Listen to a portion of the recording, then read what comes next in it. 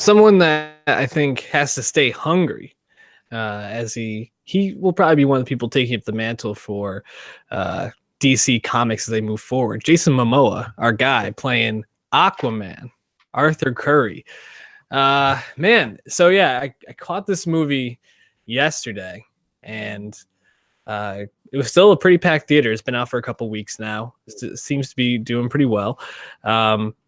The interesting thing for me was I went into this movie and I pretty quickly found myself rolling my eyes at a lot of things. It still felt very comic booky in a sense, like they're some of the tropes.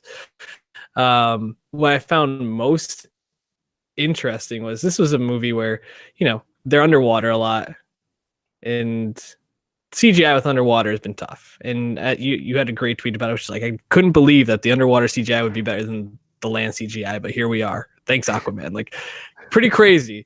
I just can't stop thinking about that desert scene, Dave, and how those sand dunes look like they were straight out of Toy Story. And I was like, I feel like this is a perfect encapsulation of what DC movies, comic book movies are right now, but especially this movie it had a lot of potential and there's so many good parts to it. And I think the good outshone the bad for the most part, but still it seems like DC just can't quite get the formula right. Yeah, it's funny. I think the CGI issues are just such an unforced error, and something that, not to compare them to Marvel, but that's just not something a mistake they would make these days. Yeah. And yes, this is what the fifth DCEU movie. They're again much earlier, more nascent universe, but yeah, like the very first scene, the lighthouse scene, where we get the GOAT Tamura Morrison, Jango Fett from the prequels, my guy. Mm-hmm. We get him on a clearly green screen set, and it's like, that's a simple thing, but it just seems like the budget ran out for that CGI because they spent so much of it on the ocean. And it didn't take me out of the movie. I was just disappointed because I do feel like it can be distracting. I was expecting to be more distracted by the underwater CGI, but I wasn't. I thought that was very immersive and done really well. Obviously, it's completely computer generated, but it looks great. And then, whether it's just vivid colors, like I think Atlantis in general just really looked awesome, and was probably the best world building we've gotten in a DCEU movie, similar to how Wonder Woman established the Themyscira in the beginning. Similar idea, just these crazy out there locales, which again, the DC Comics has a lot of these. So it's good to finally get these. And we're getting away from the darker, shadowy tones that we saw in the Snyder era for the universe, whether some people like that, but I think it's better that we're seeing a different side now. And, I think, like you said, the tropes, I think probably the biggest overall problem with this movie, which again, I liked, I think it's probably my favorite one in the DCU, and I thought it was just really fun. But the issue is it's really, really straightforward, just quite predictable, and just of how formulaic an origin story it is. And especially as we've seen other films, comic book films, kind of eschew origin stories or speed them up. We just saw Spider-Man Into the Spider-Verse, which is a great take on that. And then we have Aquaman, which does it really by the book, and it's fine. It's still effective, but it's simple.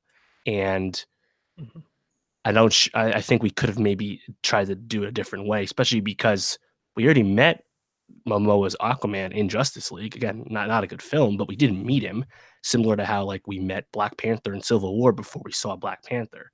And yet Aquaman solo film is still as simple as if we had never met Aquaman before.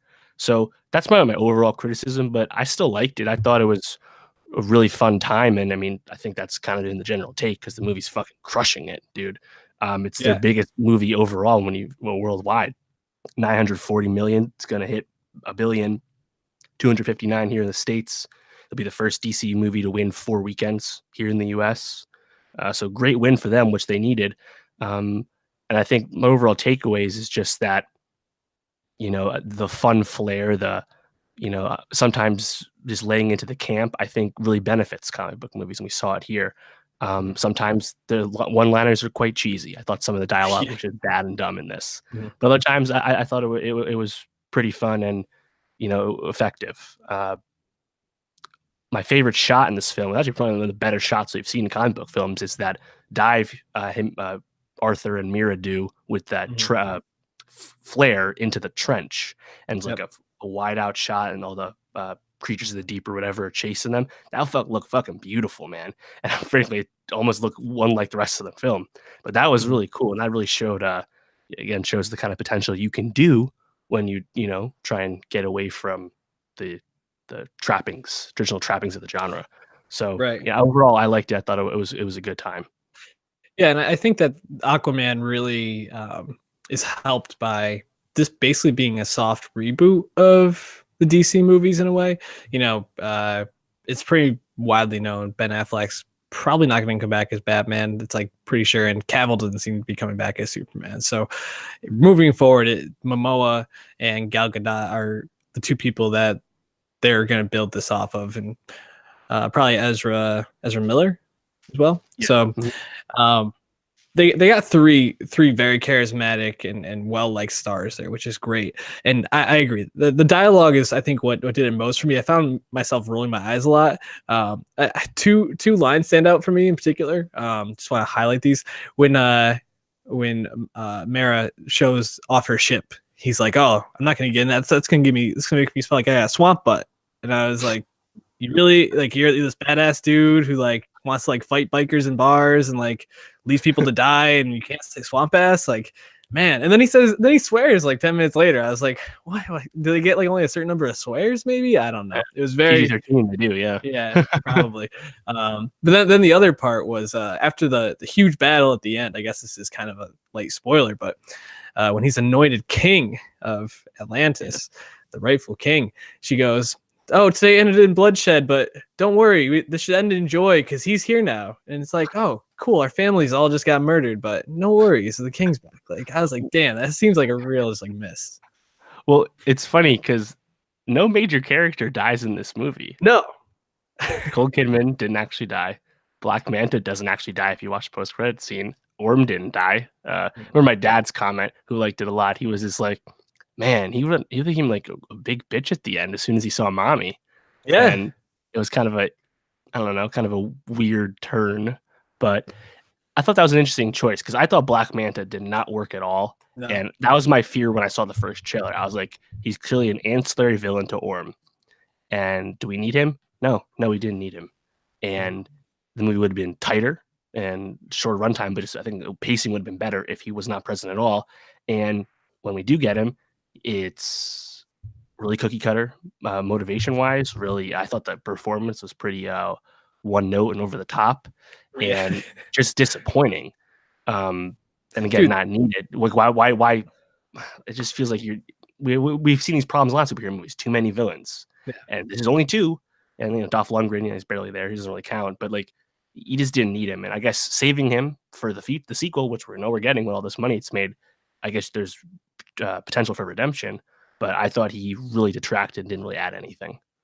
Yeah, and especially the first scene you see him in on the sub, when his dad has the thing on him and he's screaming for Aquaman to help him, that was cringeworthy how bad that was overacted.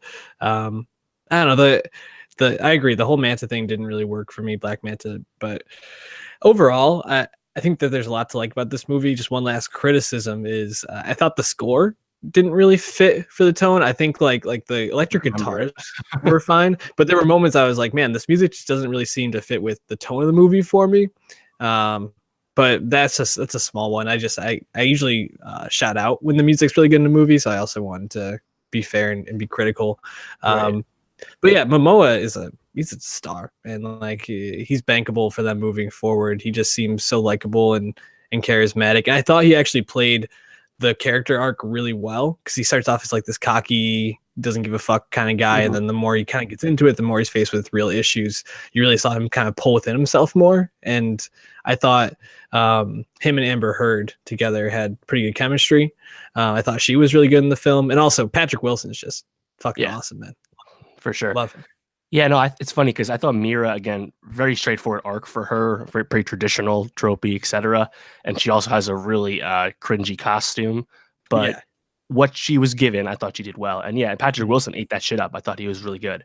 The only funny note I had is he's just like he just kind of knows Volko. He knows Willem Dafoe betrayed him. Just just like that. I just decided that I know that you're actually helping Aquaman this whole time. That's fine. I don't tend to get hammered down on logic with these movies. It's okay. Shout out Julie Andrews voicing the Kraken thing. Did not see that coming, especially considering it's coming out when Mary Poppins Returns comes out. Hilarious. Ridiculous.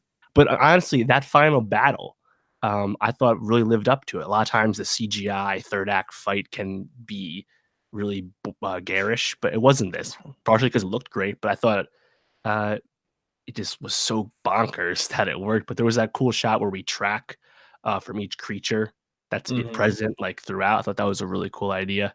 And yeah, this is a nice win for DC. Just next time, no Pitbull covers. That's my only other note. Yeah, that was tough. But overall, like you said, a win for DC.